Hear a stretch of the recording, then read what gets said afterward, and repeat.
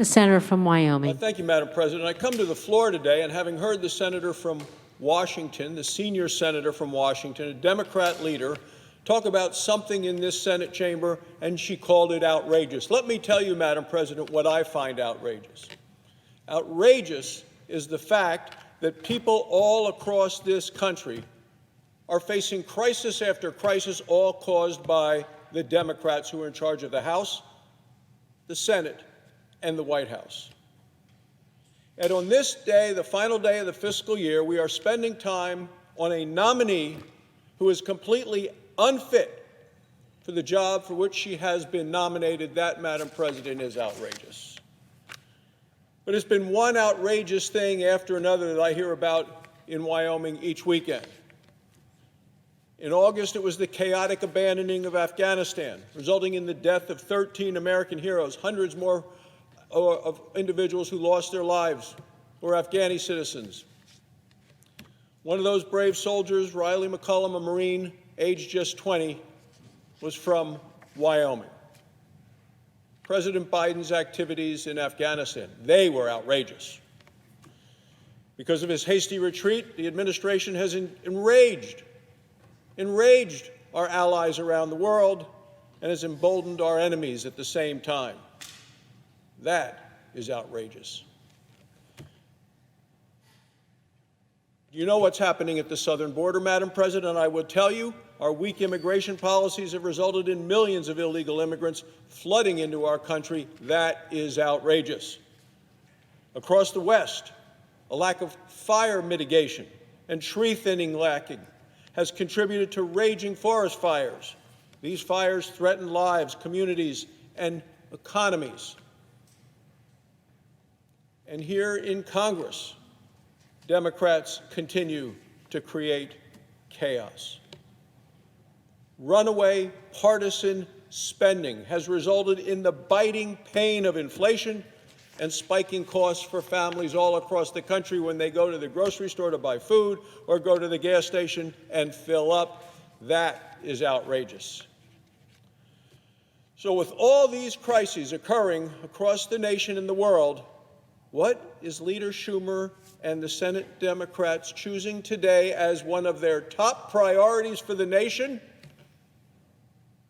Well, it's confirming a nominee who has a history of having collaborated with eco-terrorists.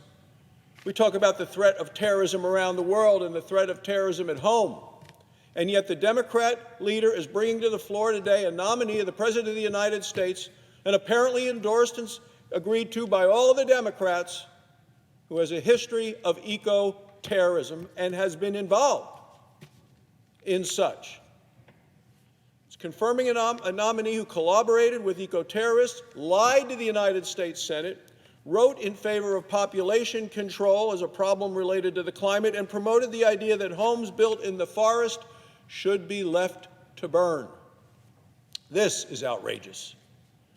President Biden has nominated someone named Tracy Stone Manning to serve as the director of the Bureau of Land Management. Across the West, it is known as the BLM. Ms. Stone Manning lied to the Senate, lied to this very Senate this year about her past association with an eco-terrorist cell that hammered hundreds and hundreds of metal spikes, about 500 pounds of metal spikes, into trees in Idaho Clearwater National Forest. If these metal spikes are struck by a logger's saw, the injuries to the logger can be fatal. And it's not just loggers who use saws, it's firefighters as well, going in to help fight fires. The same impact would occur to them. Ms. Stone Manning anonymously sent a threatening letter to the United States Forest Service on behalf of the eco-terrorists, of which she was one of the ringleaders, and then spent years covering up their crimes as well as her own.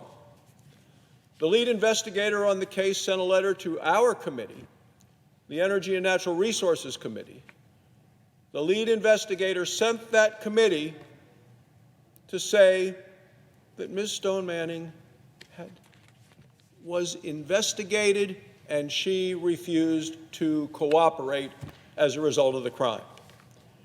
She had years to come forward, years to reveal the crimes, and she never did. It wasn't until after she was caught and she was promised immunity and she received that immunity, it was only then that she agreed to testify.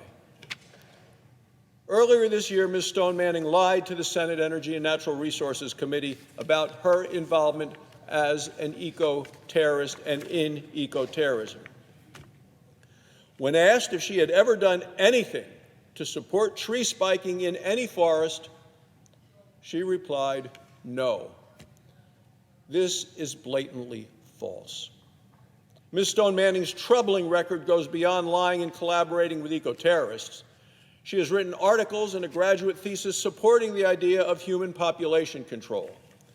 And 1 year ago, not when she was a student, a graduate student, a number of decades ago, but 1 year ago, she tweeted an article that her husband had written, calling that homes built in the forest, allowing them to burn during fires. She called the article a clarion call. Now, this is for the person nominated to be the head of the Bureau of Land Management. A clarion call. That is not part of the responsibilities and is the exact opposite of what we should expect from the head of the Bureau of Land Management. Tracy Stone Manning is a dangerous choice to be put in charge of America's public lands, and each and every senator who votes to confirm her will be held personally responsible for that vote. Her nomination has been publicly opposed by the last two BLM directors, by outdoor organizations, by sportsmen's groups, by pro-life organizations, by loggers, by the Western States Sheriff's Association. The list goes on. And might I mention that one of those past two BLM directors was President Obama's BLM director, who said she was unfit for the position to which President Biden had nominated her. She is the wrong choice for this job. She should never be confirmed. But that is exactly what Senate Democrats want to do today, and that is outrageous. At a time when America faces mounting crises, Senate Democrats, each and every one, is determined to confirm a nominee who collaborated with eco-terrorists, lied to the U.S. Senate, and continues to hold very dangerous views. Madam President, I emphatically oppose her nomination. Every Republican, every single Republican in the Senate opposes her nomination, and I urge courageous Democrats to stand up and do the same. Thank you, Madam President, and I yield the floor. Madam President.